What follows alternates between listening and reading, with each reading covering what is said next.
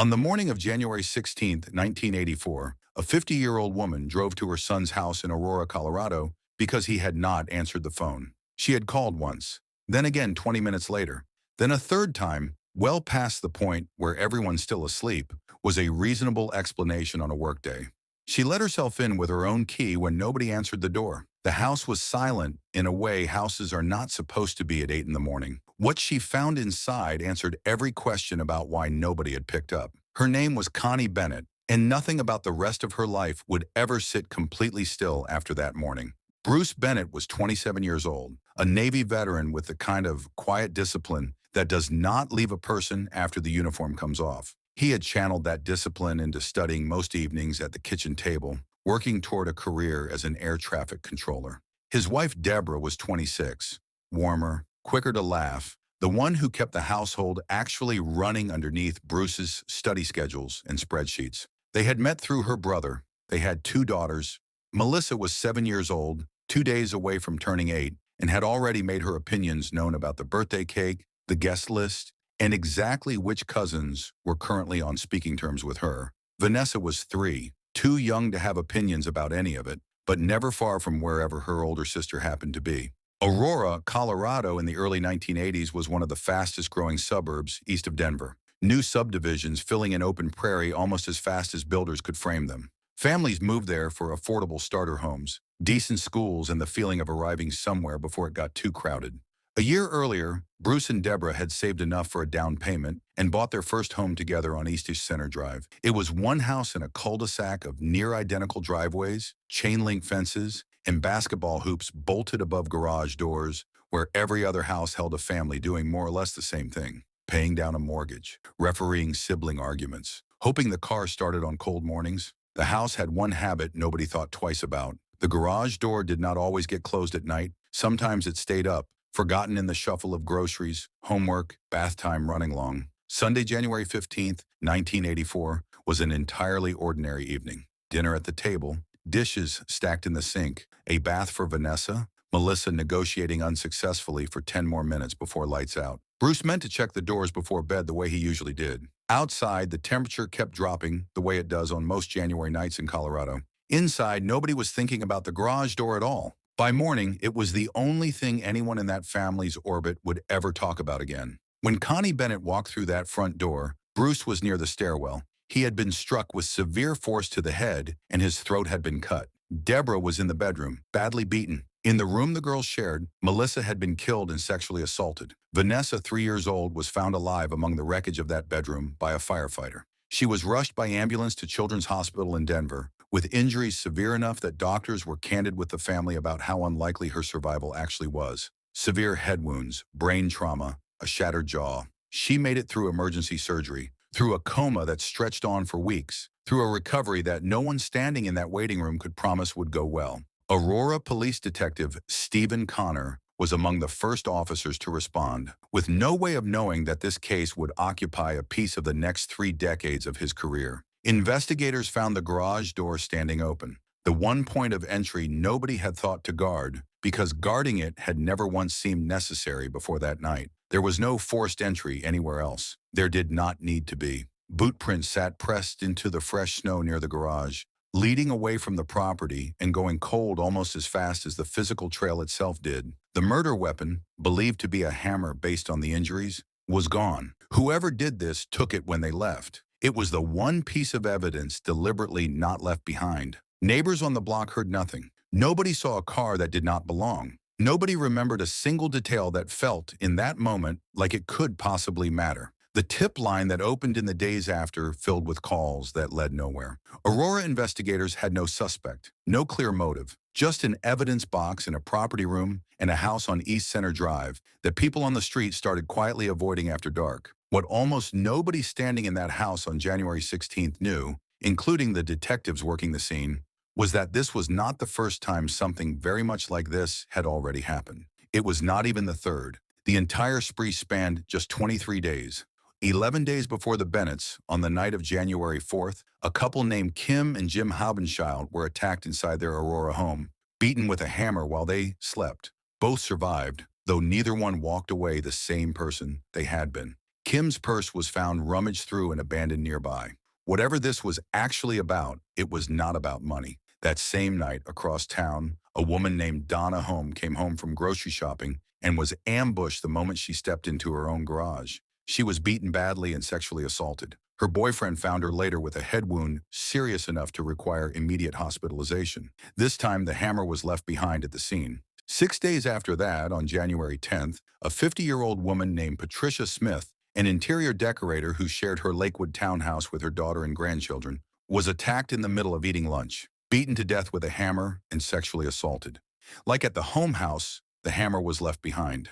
Her daughter found her hours later. 3 generations had lived under that roof. The grandchildren were young enough that no one in the family ever fully explained to them what had happened. 5 days after the Bennetts, on January 27th, in Kingman, Arizona, hundreds of miles away, a man named Roy Williams was attacked in his sleep and struck with a 25-pound piece of granite. He survived. And it was a patrol officer noticing footprints outside his house matching the shoes of a nearby stranger that finally put a name to any of this at all. 4 attacks, 3 jurisdictions, 23 days. The investigators, piecing this together slowly, without the benefit of any shared database, built a rough profile.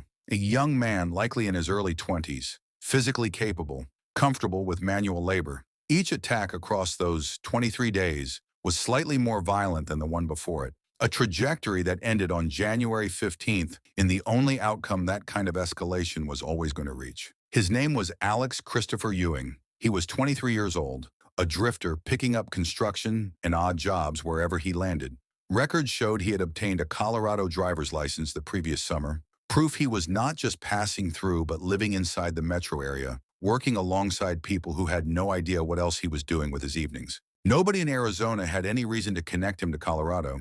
He was just a man accused of hurting one stranger in one house in a state that had never heard the name Bennett. Arizona held him in Kingman on suspicion of attempted murder and burglary, then transferred him to a detention center in St. George, Utah to wait out his case. Nobody asked him a single question about Aurora or Lakewood or a family on East Center Drive. And on August 9, 1984, during a transport stop in Henderson, Nevada, a bathroom break Ewing ran. That same night, he broke into a nearby home and attacked a married couple in their bedroom with an axe handle, beating them severely. He was arrested 2 days later by park rangers near Lake Mead, having spent 48 hours as close to genuinely free as he would ever be again. A Nevada jury convicted him of escape and the axe handle assault. The sentencing judge handed down 110 years, long enough that the pending Arizona case over the Roy Williams attack was quietly dismissed. Ewing disappeared into the Nevada prison system. 3 unsolved Colorado cases were sitting in evidence rooms with his DNA already inside them. They just were not sitting under his name yet. The Bennett and Smith files sat largely untouched for years, occasionally pulled and reviewed, solved by no one. DNA testing barely existed as an investigative tool in 1984. The technology that would eventually crack this case was still mostly theoretical, confined to academic papers rather than crime labs. Detective Connor, growing older, kept the file active on his own initiative more than on any department mandate. A quiet persistence that never made the news, but was the only reason a case like this survived long enough to be solved. In 2002, forensic analysts at the Colorado Bureau of Investigation made a breakthrough that took methodical lab work rather than any single dramatic discovery. DNA recovered from both crime scenes, the Bennett house and the Smith townhouse, belonged to one person. 2 attacks, 6 days apart, finally confirmed as the work of the same man. In practice, this changed almost nothing. There was still no name attached to the profile. A DNA profile without a corresponding sample to compare it against is functionally just an extremely precise description of a stranger. 11 more years passed. Then in 2013, Nevada began requiring convicted felons already in custody to submit DNA samples. 3 years after that, in 2016, Nevada's Attorney General extended the requirement retroactively, reaching back into the state's prison system to test men convicted decades earlier, long before DNA testing existed as a working investigative tool. It was an unglamorous bureaucratic policy change that never made a headline on its own. It turned out to be the single most consequential thing anyone did in this entire 36-year case. Ewing, still serving his sentence in Nevada, was tested along with everyone else. One more swab in a state-mandated backlog. The match against the Bennett and Smith DNA profile came back within a single day of his sample being entered into the national system. 34 years of nothing, and then overnight, everything. Detective Connor received word in the summer of 2018. When Colorado investigators traveled to Nevada and interviewed Ewing directly, they showed him a photograph taken at Patricia Smith's murder scene. He visibly recoiled. Told that his DNA had been matched to physical evidence from both crime scenes, he offered investigators exactly one line in response: "There's got to be a mistake." He acknowledged living in the Denver area in 1984 and working construction jobs around the metro. He provided no explanation for how his DNA could have ended up at either scene. Colorado issued an arrest warrant listing 13 separate counts, 6 charges of first-degree murder, 2 for each victim, plus attempted murder for the attack on Vanessa, sexual assault charges, burglary, and sentencing enhancers. Ewing's defense team filed motion after motion attempting to block his transfer to Colorado, taking the fight from Nevada's courts through federal appeals all the way to the United States Supreme Court, which declined to intervene. 20 months of hearings and filings. In late February 2020, Ewing was flown to Colorado and driven directly to the Arapahoe County Detention Center to be held without bail. The trial opened in the summer of 2021. Prosecutors called 25 witnesses. The most consequential was a DNA analyst from the Colorado Bureau of Investigation, who told the jury that genetic material recovered from a bedroom comforter, tested in 2001 and again in 2018, matched Ewing on both occasions. She left the jury with a number. The odds that the DNA belonged to anyone other than Alex Ewing were 1 in 13 nonillion, a 13 followed by 30 zeros. A figure so far beyond ordinary human intuition that the analyst spent part of her testimony simply explaining what it meant to be that certain about anything at all. The defense raised a point that was not just theater. Of 31 fingerprints recovered from inside the Bennett home, not one belonged to Ewing. Defense attorneys argued that original 1984 investigators had handled key evidence without gloves, and that 36 years of storage, transfers, and retesting left genuine room for contamination. For a real stretch of that trial, the room held an open question. Did 1 in 13 non-alien outweigh a crime scene with no physical trace of the accused anywhere inside it?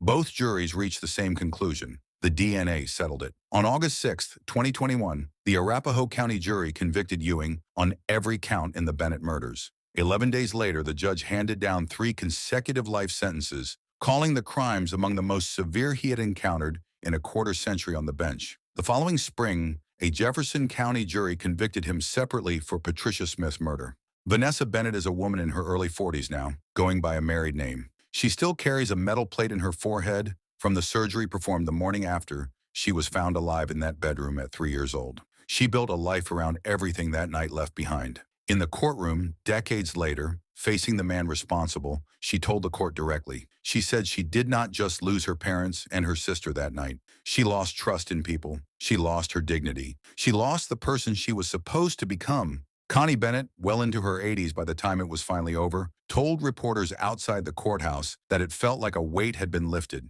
She said it was not closure, but they had learned to live with it, and they did the best they could. Go back one last time to the garage door. Left open, forgotten, unremarkable on a quiet street in Aurora, Colorado in January 1984. For 23 days that winter, it was the only thing standing between 5 ordinary lives and a stranger quietly counting on exactly that kind of forgetting. It was not a lesson about garage doors. It was a lesson about how much of what we assume protects us was never built to withstand someone looking specifically for the one night it does not. Bruce Bennett was 27 years old. Deborah was 26. Melissa was 7, 2 days from her birthday. They deserved the rest of the lives they had barely started. The fact that a routine DNA swab in a Nevada prison is what finally gave their family a name, 34 years after that garage door was left open, is the only answer this case ever produced, and it had to be enough.